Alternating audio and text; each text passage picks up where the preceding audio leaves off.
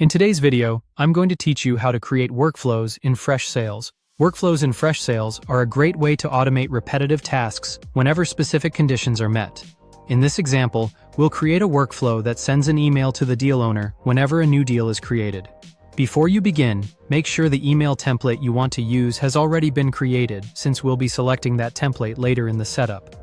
Start by logging into your Freshsales account. Once you're inside the dashboard, go to Settings, and in the search bar, type Workflows. This is the quickest way to find the automation area without having to browse through all the settings manually.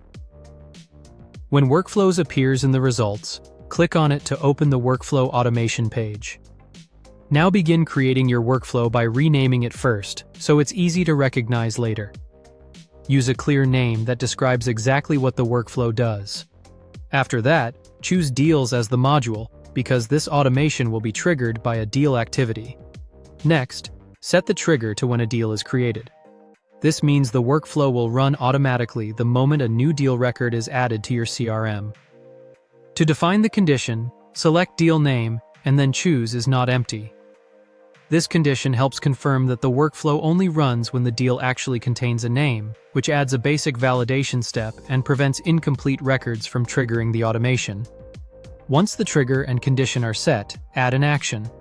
Actions are what the workflow performs after the conditions are met. In this case, select Send Email to Sales Owner.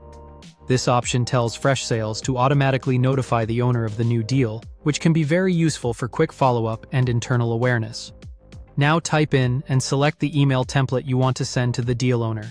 After selecting it, you may choose to view or edit the email. This is a good time to confirm that the deal name and any other dynamic information in the message are correct and formatted the way you want.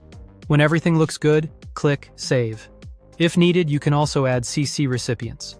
This is useful when you want other team members to receive a visible copy of the same email. You can also add BCC recipients if you want someone to receive the email privately without other recipients seeing their address. After configuring those options, click Save again. Finally, click Enable to turn the workflow on. As a best practice, start with simple workflows before building more advanced automations, and always test with a sample record before rolling it out across your CRM. Thank you for watching, and subscribe for more.